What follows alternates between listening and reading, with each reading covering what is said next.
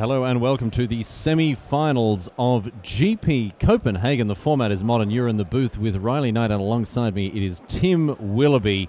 The top 8 has already been cut down to the top 4, Tim. We're looking at Marcio Carvalho, and we have an up against him, Przemek Knocinski. Yes, indeed. So here we have Merfolk on the left-hand side of your screen and Jund on the right. Getting things kicked off with an Inquisition of Kozilek here. Yeah, I mean, the turn 1 Ether Vial, almost the ideal start for Merfolk, but Marcio Carvalho's Jund deck is well set up to deal with this kind of a deck. It's got a lot of removal, it's got a lot of discard, and we see kicking things off with Inquisition of Kozilek. He's not even paying any life here to get rid of one of the threats from Przemek. Tempting to take a Spreading Seas, I would say, just because his mana could get pretty badly hampered by it. Instead, he says, I don't want you drawing cards, let's get that Citadel Adept out of there. Blackleaf Cliffs described by Reed Duke, noted Jund Master, as the most important card in the Jund deck, and seeing as their 1-drops are Lightning Bolt and a combination of Thoughtseize and Inquisition, really no understatement there about how important Blackleaf Cliffs is in the Jund deck, getting off to a flyer.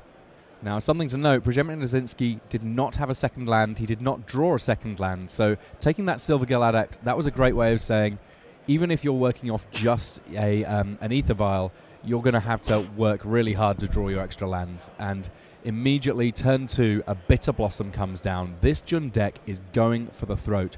This is going to be a great play for Marcio Carvalho here, because he's going to be able to just say, you can make a bunch of creatures, that's fine. However, what you can't do is just attack unimpeded unless you want to go all the way with the Spreading Seas plan.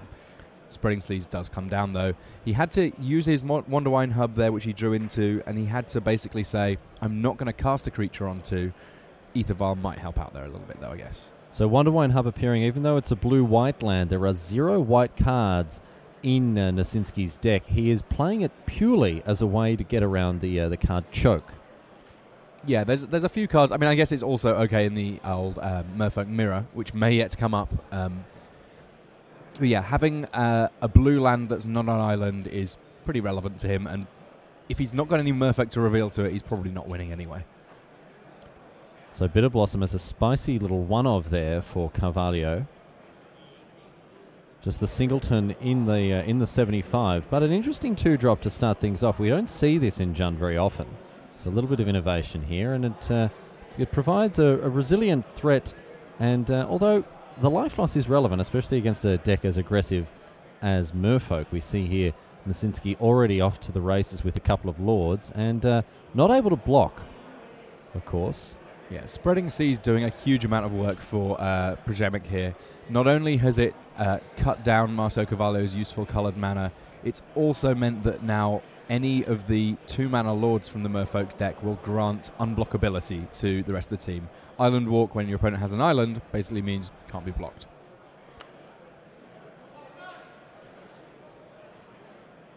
Marcio here gradually developing his board in terms of getting fairies in play. Those are the new fairy tokens from the Modern Masters reprint of Bitter Blossom. I'm sure that we'll see some of them getting stuck in the red zone soon enough. Double Lord of Atlantis for Knocinski, so 2 3/3 unblockable fish here. And looks like another 2 mana is being brought to bear, and it's a second Spreading Seas, this time targeting the swamp. So Carvalho without access to black mana at this stage. Yeah, that was the only way that it was going to be possible to completely cut Marcio off a colour. 2 different red-green lands there. Tempting as it might have been to aim at the Raging Ravine, this way he's can be absolutely certain that there's no black mana available.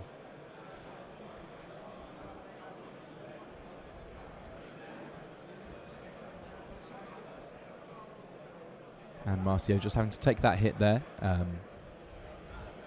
dropping to just 10 life. And Cavern of Souls, not necessarily the most important in this matchup. Granting uncounterability to Merfolk being cast is not likely to be something that Jund could really do anyway, countering spells. Not hugely relevant in this matchup, no.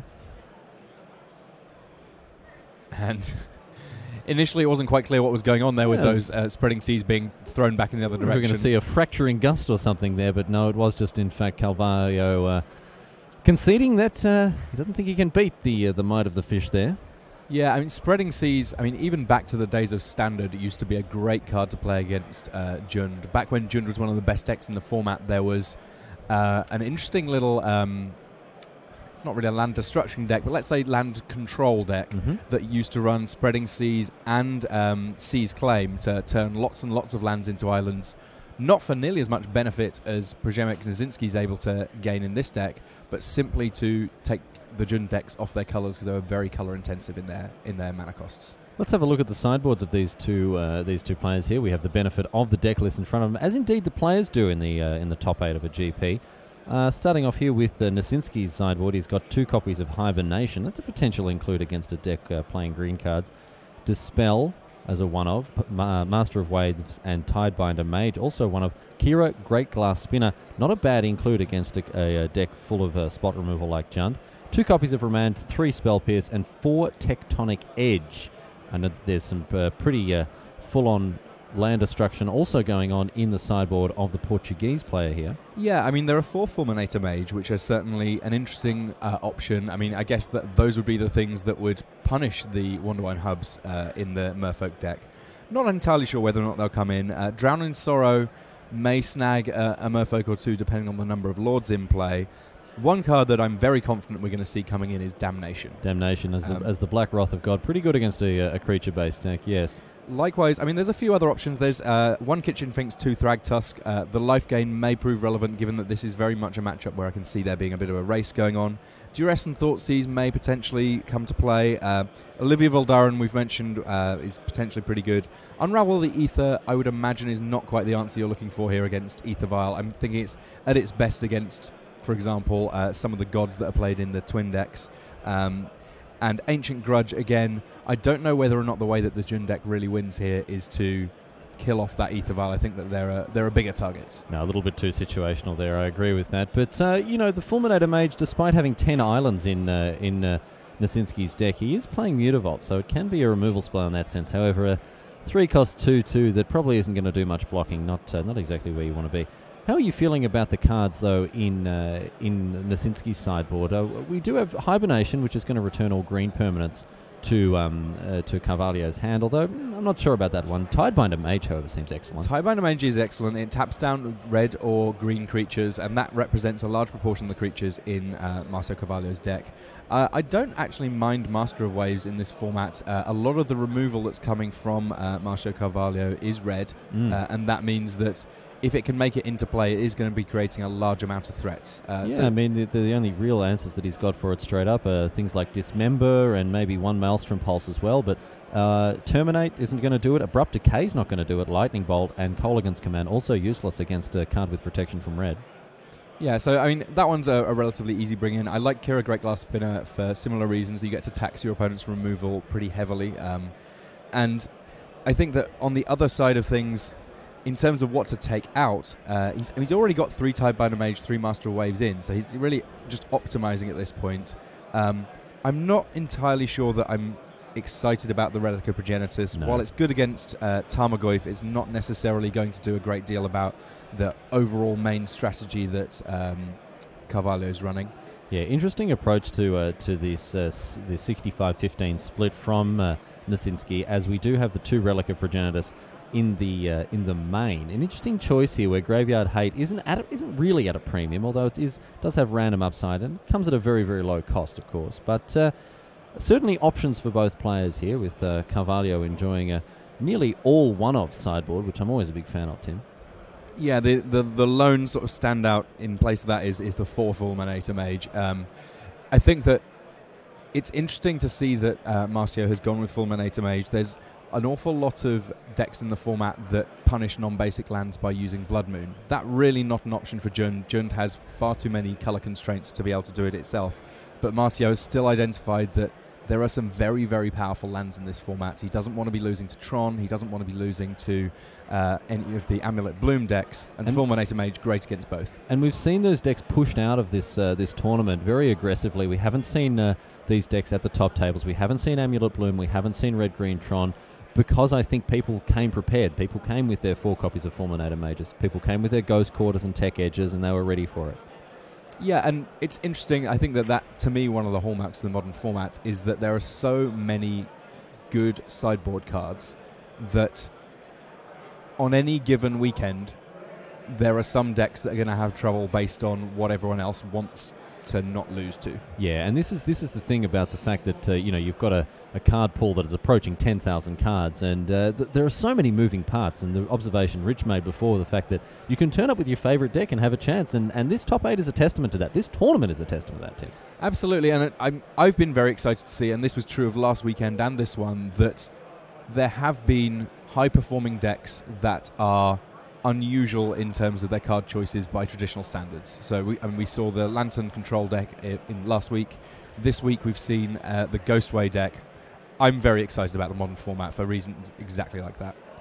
Well, Relic of Progenitus has survived the cull here, and it is in the deck of Knocinski after board, immediately clearing that fetch land out of Carvalho's graveyard as he goes looking for an overgrown tomb. Yeah, Carvalho barely had a chance to finish finding the land that he wanted before his fetch land was removed by Relic of Progenitus.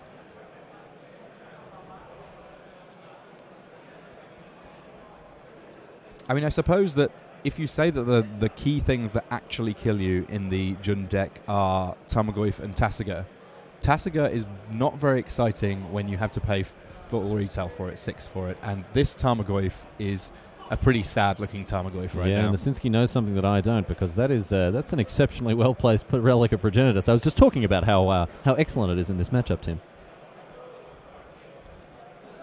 We do have a result from one of our back tables, Steve Hatto, who is facing off against Christoph Larsen. The other guy with the second Merfolk deck here is up a game, so Scapeshift takes it up 1-0 over Fish, table number 2. Can see that there is a damnation in Marcio Carvalho's hand, so he has got an answer to the first wave of Merfolk coming from his opponent.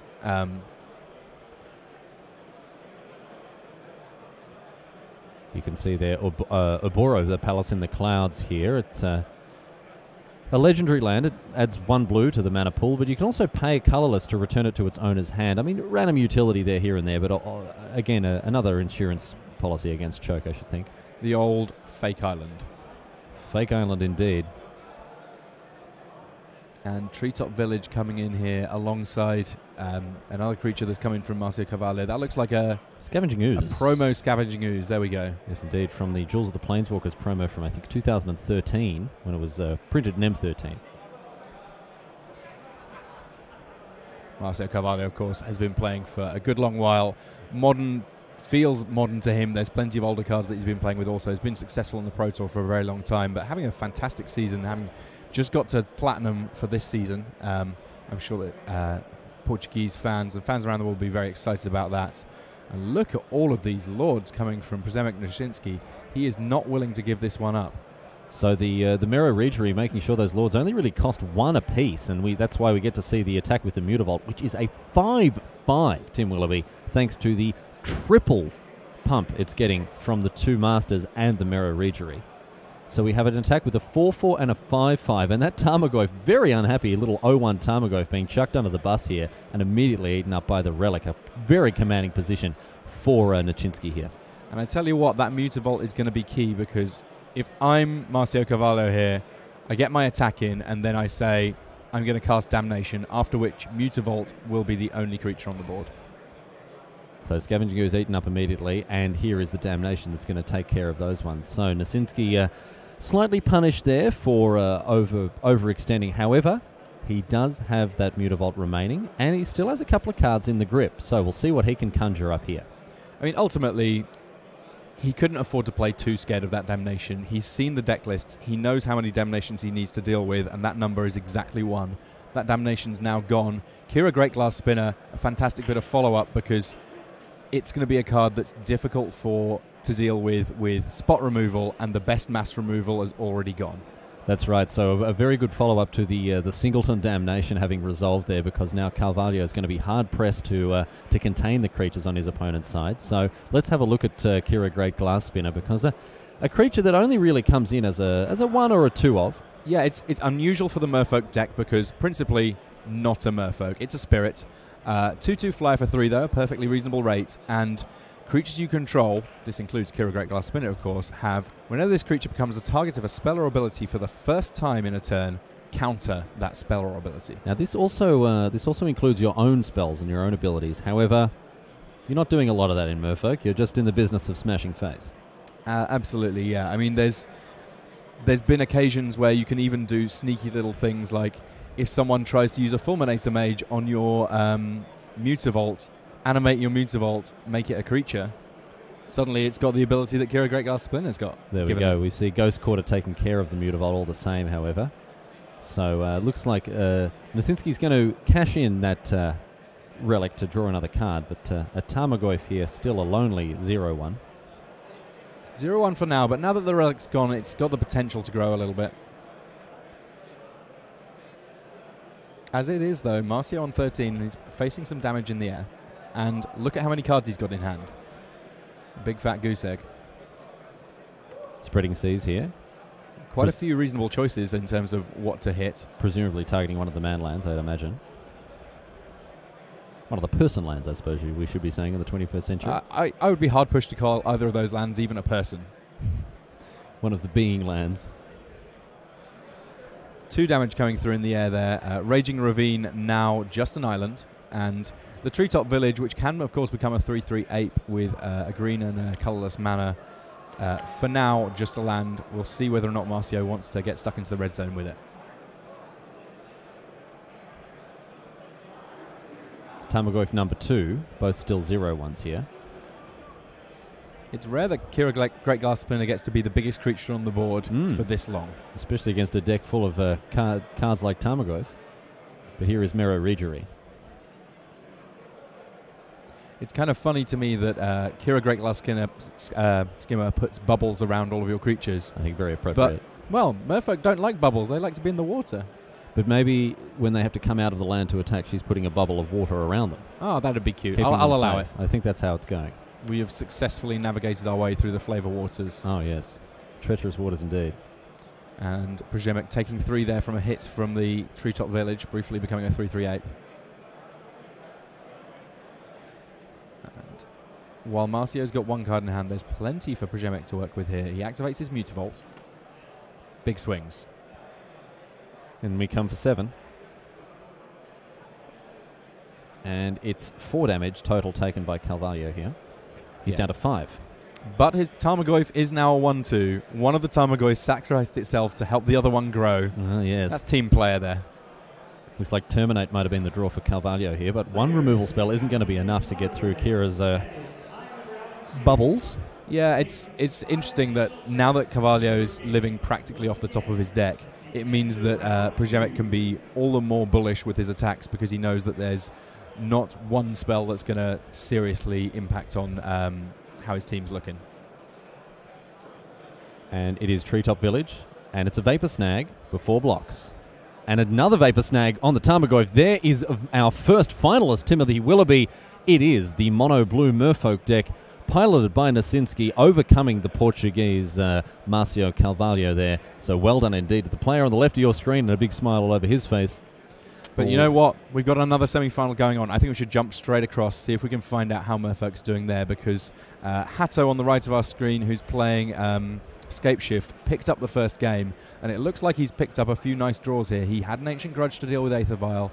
There's already been a Silvergale Adept killed off by a Lightning Bolt. This is exactly what the early stages of the game need to look like for Scapeshift, because all it wants to do is get to the point where it's got lots of lands, so its namesake spell can end the game. Spellsky to follow our play here for Larson. Spellsky's a nice creature to have against Scapeshift. It effectively means that Scapeshift needs to deal quite a lot more damage because all of those Valakut the Molten Pinnacle triggers can get redirected effectively to knock 1 point of damage off how much they would otherwise deal. And this, a Merfolk deck that actually does have white spells. Yes, indeed. Playing Path to Exile in the main, but also a range of very, very powerful sideboard cards as well, Tim. I know that Stony Silence is amongst them and Kataki War's Wage. But in addition to that, 2 copies of Rest in Peace. Yeah, interesting stuff. The Rest in Peace is one of those cards that it has matchups where it's going to be unbelievably powerful, other matchups where it's not going to do a whole lot. To me, that's actually not a bad sign in a sideboard card because you just get to choose when you want to play it. As you mentioned before, very, very powerful sideboard options in Modern, and white, I think, is the premier sideboard colour. And practically a free splash for these Merfolk decks. They've already got Wonder Wine Hub. They don't need to do too much more to be able to have plenty of white sources. Meanwhile, Farseek here gradually building up the land base for Steve Hatto. But he's looking on at a Ghost Quarter on the other side of the board. It's not as if Christopher Larsen came utterly unprepared for clever lands, although he might not necessarily have been thinking about Scapeshift so much as perhaps one of the Tron decks. Master of the Pearl Trident accompanied with a Seachrome Coast here. Yeah, that Seachrome Coast, of course, coming into play tapped because it's the fourth land that Christopher Larsen played.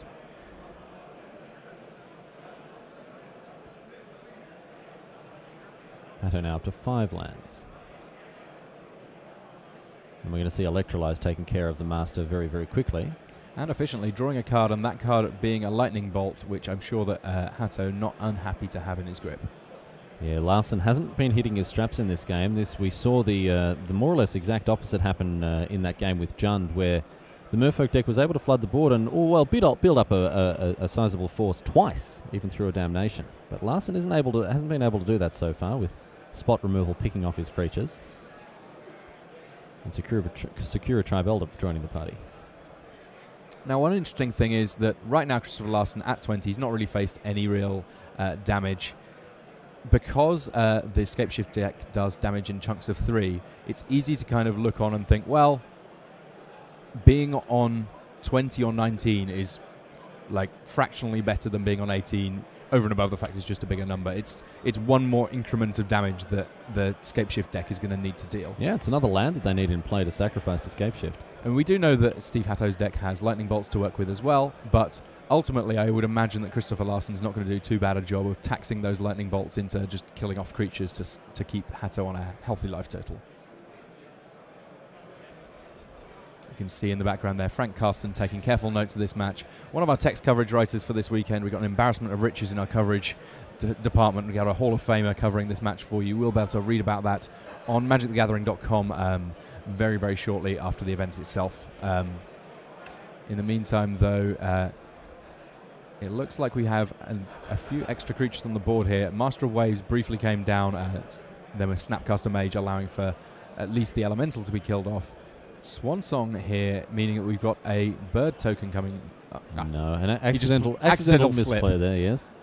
But we do have the second Master of Waves, so Surf is up, dudes. We have 2 Elemental tokens, which are 3 2s. Yeah, because it's worth remembering both of these Master of Waves pumping those Elementals, even the one that didn't put them into play. Any Mutavaults that come in, they're Elementals too, so they will get pumped by the Master as well. When we say the Merfolk deck is full of Lords, they're not all Lords for Merfolk. Lightning Bolt mocking Steve Hatto there. It can't deal with these Master of Waves. And trading off a Lightning Bolt for sort of a quarter or a third of your opponent's card, not fantastic. So a bit of faithless looting going on with this Izzet Charm, the sort of hidden mode on Izzet Charm here. One of the great things about Izzet Charm is that all 3 modes of it are potentially pretty powerful. 2 damage is obviously welcome. Being able to dig a little bit deeper, find the combo that you need, obviously great. And then also countering spells.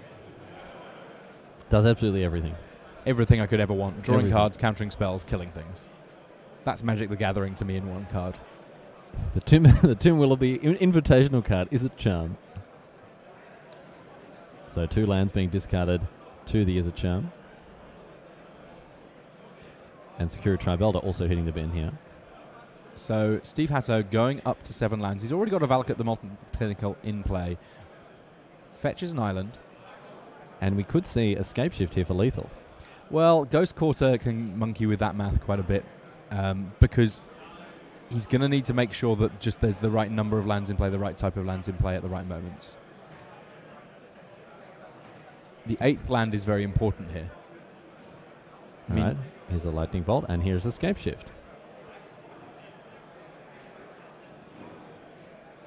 So Lightning Bolt targeting my island, send them away.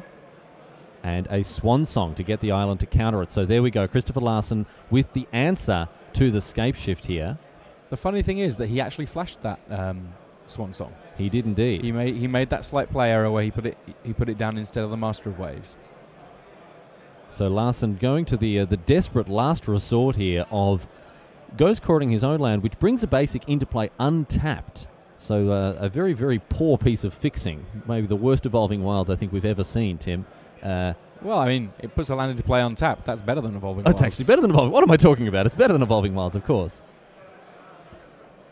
That token you see in play there, it looks a little bit like Ral Zarek looking smirking on a assist, but it's in fact a bird token. Couple of elementals coming in. So Larson fending off one Scapeshift, and Hatto, I think, with 0 cards in hand. Supremely outplayed by the Dane just now. And a second Swan Song in hand for Christopher Larson. Kosi's Trickster there. It'll get bigger as and when Steve Hatto needs to shuffle his deck. And his is a deck that searches comparatively frequently. I like Kosi's Trickster. Sometimes you just need more one-drop Merfolk, and that one among the better options. Peer through depths here. Hatto's going to have a look at the top 5 cards of his library, and an instant or sorcery can enter his hand. And here is Scapeshift. Will he go for it again? I think he has to, surely.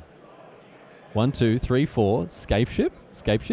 Get busy living or get busy dying. No, and he's going to get busy swanning around because it's time for another Swan Song.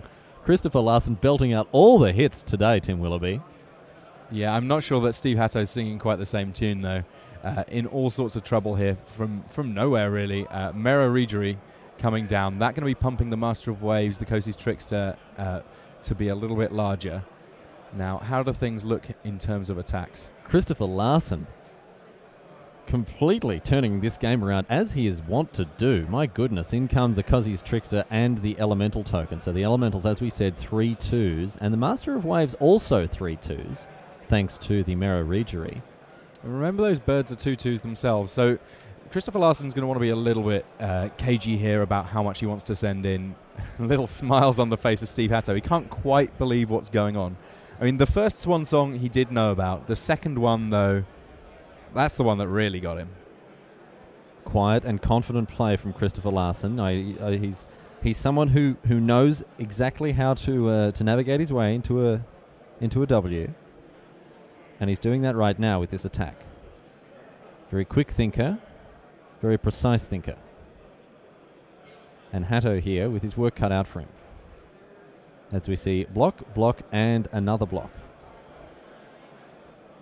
So, taking 2 from the Kosi's Trickster, going down to 6. That's going to clear the board up a little bit, leaving just the Regery, a 3-2 Master of Waves, and the 2-2 Kosi's Trickster.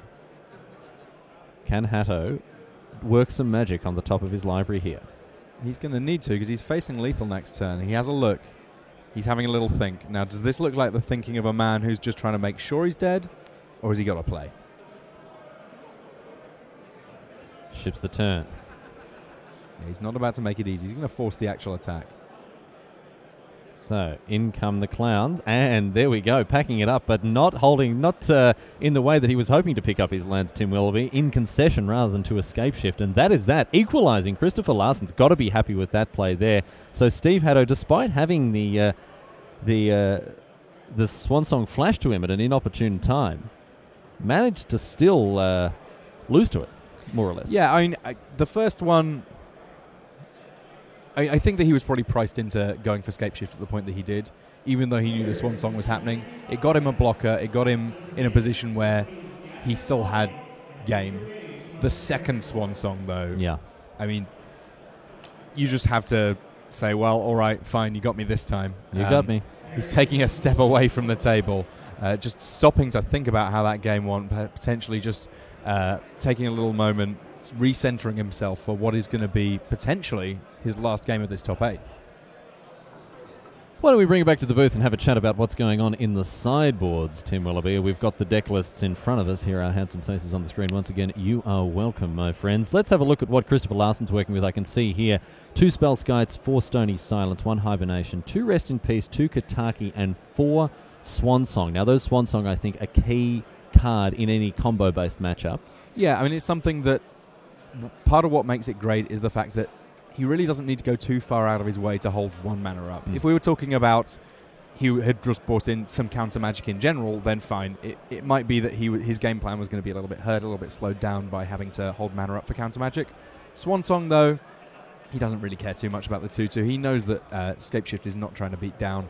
He can just say, I'm going to continue to deploy threats to the board, and I have this answer that you're going to have to respect. Yeah, that's right. Getting very aggressive, getting on the front foot and wanting a proactive game plan that's defended by something. And as you say, the 2/2 flyer, not completely irrelevant, but certainly a manageable threat. If Steve Hatto is beating him up with creatures, then something has gone very, very strange for the match. That's right. Well, let's have a look at what he's working with. I know that his sideboard chock full of one-obs. Yeah, there's a huge amount of different options here, and many of them are quite good. So he's got engineered explosives, that potentially good against tokens that are coming from Master of Waves, or indeed some of the Lords. I mean, there's a lot of the Lords that cost 2, so that's critical mass of 2 drops. That's a happy amount to get rid of. In the Merfolk deck. He's also got Anger of the Gods, which will deal with a large proportion of the creatures in the other deck. Inferno Titan, if he wants to go big and wants to start attacking, it could do something relevant. I think it's unlikely we're going to see Creeping Corrosion come in this matchup. Counterflux, I don't really know how much counter magic he's going to want to deploy, but you never know. Vendilion Click, just so he knows what's going on, I guess maybe. Negate, I guess maybe.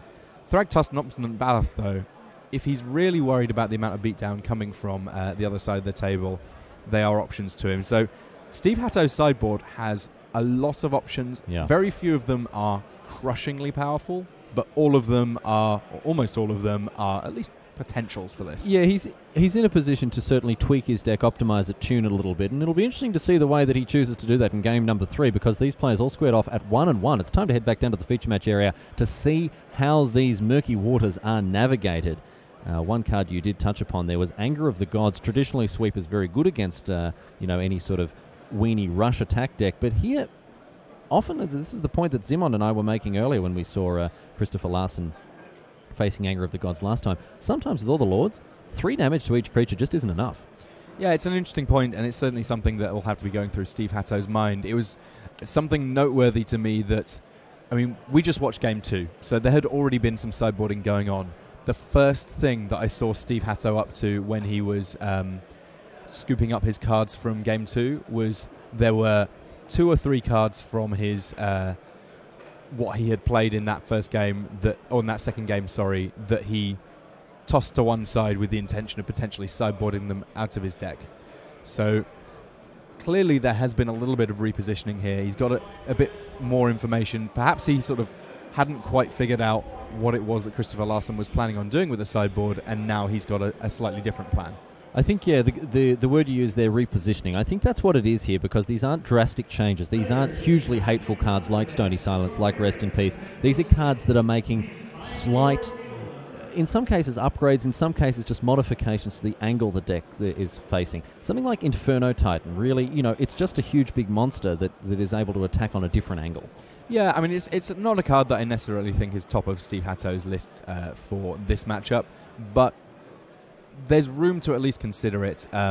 If he feels like there's going to be real trouble getting things going with his main plan of casting Scapeshift, then it is a big body. It does potentially deal with a couple of attackers. It does let him attack for an awful lot of damage in a very short space of time if he needs to. Just something to think about. Likewise, Thragtusk and Obstinate Baloth. Does he want to be doing this? In all honesty, I'm not 100% on that. I think that the life gain, he's probably not going to be beating down hard enough that it's going to buy him enough time. But, we'll see. And nod of the head there from Steve Hatto. So he's ready to play. He's on the play for this deciding game in the semi-finals. And we have Larson opening with Ethervile in his opening hand, and that is exactly where you want it to be. However, no blue sources in his hand, but he says he's going to keep it, and we are off to the races. The final game of the semi-finals is upon us, and we have Mutavault into Ethervile. That's Ethervile number 2 here, I think, just freshly plucked from the top of his deck, Tim Willoughby. Yeah, it's interesting. I think that this is, obviously, if the one of Ancient Grudge is in Steve Hatto's hand, then he's going to be able to get it to do double duty on these successive Ether Vials, at which point Christopher Larson's in all sorts of trouble. It's a little bit of a gamble of a keep, but if he draws a land right here, then he is absolutely flying. He does not, however, and so Ethervile is going to be plan A and B for him to get creatures into play here. Ethervile does start with an A, kind of. A funny A with an E attached to it. I'm sure that the chat will give me the name of exactly how that is, but there's an engineered explosives for 1. Let's blow up both of those copies of Ethervile, and how do you like those apples? So right now, Christopher Larson is the Lord Mayor of Loose Keep City as he fails to find his second land. Awkward that that's the only Lord he's working with at this point. And once again, the top of his library not giving him any love here. So Ethervale, the all-in on the Ethervale plan, quickly undone by the engineered explosives. And here, just to add insult to injury, or just add injury to injury, really. Add injury to insult. I don't know which order it's being done in, but it's an electrolyze. I'm confident that he has both been insulted and injured at this point by both his deck and the damage that's come from Steve Hatto's side of the board. And a whole flurry of lightning bolts in Steve Hatto's hand. So he's in a perfectly happy place. Meanwhile, the place that Christoph Larsen lives is far, far less happy. No, he's discarding Mero Regeries, and you can see absolutely unflappable. Draws and discards a Master of Waves. So a Scapeshift now in hand for Steve Hatto. So this ought to all be academic here. He just needs to find an extra land to be able to go for the big win. And once again, the top of Christopher Larsen's deck really very, very punishing here. Engineered Explosive has done an absolute number on the Dane, and he has been forced to discard 4 cards in a row after not finding a second land. Steve Hatto, meanwhile, casually just hitting every land drop all the way up to 7, and that will be sufficient that he ought to be able to now go for a big Scapeshift kill. He doesn't need to worry about Swan Song. He doesn't really need to worry about anything. And if he can pull this off and then do the same against Merfolk, then he's going to be a Grand Prix champion. So we have Steve Hatto overcoming Christopher Larsen, who rather unluckily doesn't find his second land after a double Ethervale start. But it is the Scapeshift deck that triumphs in the semi-finals as we bring it back to the booth one last time for the semis. Well, not the riveting end of the round I know many people were hoping for, but credit where credit's due. Congratulations indeed to Christopher Larsen, because Absolutely. What a tournament he's had. Oh, just phenomenal performance, yeah. All the way through round 11 without a single loss, and he's off to the Pro Tour now, and has got to be happy.